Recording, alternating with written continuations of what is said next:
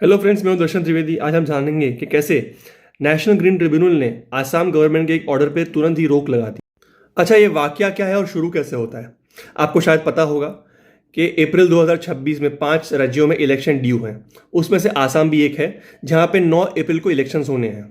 तो election process smooth हो जाए, इसलिए आसाम गवर्नमेंट एक नोटिस जारी करती है आसाम फॉरेस्ट प्रोटेक्शन फोर्स को, और उनको रिक्वेस्ट करती हैं कि वो अपने 1600 जवान स्टेट गवर्नमेंट को इलेक्शन ड्यूटी पे हेल्प करने के लिए भेज दें। अब गवर्नमेंट के इस ऑर्डर के बारे में एक एडवोकेट जिनका नाम है गौरव बंसल, उनको पता चलता है। वो तुरंत ही नेशनल ग्रीन ट्रिब्यूनल में एक याचिका दाखिल करते हैं और कहते हैं कि गवर्नमेंट का जो ऑर्डर है वो सुप्रीम कोर्ट के 2024 के ऑर्डर के बिल्कुल खिलाफ है। अब सुप्रीम कोर्ट का ऑर्डर क्या था?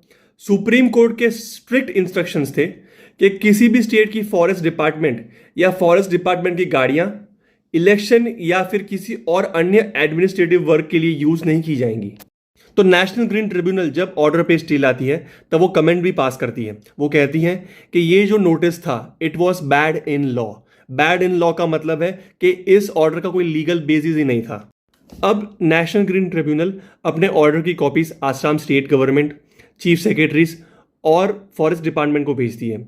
और वो फॉरेस्ट डिपार्टमेंट के चीफ सेक्रेटरी से खास पूछती हैं कि अगर आप फॉरेस्ट डिपार्टमेंट से हैं तो आपको इलेक्शन के काम में पड़ने की ज़रूरत क्या थी?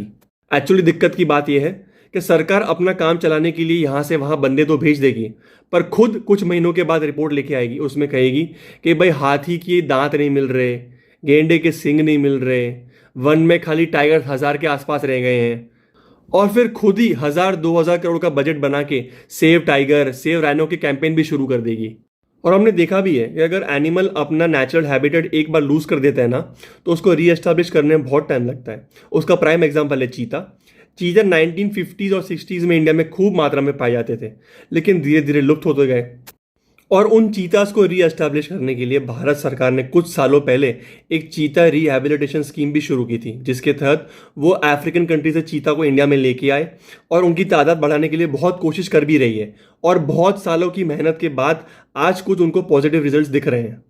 एक्चुअली में आखिर में मुझे एक ही सवाल आता है कि अगर असम सरकार की जगह अगर मैं होता या आप होते, कोई आम आदमी होता जो सरकार का या सुप्रीम कोर्ट के नियमों का उल्लंघन करता, तो क्या सरकार या कोर्ट उनको चैन से जीने देती?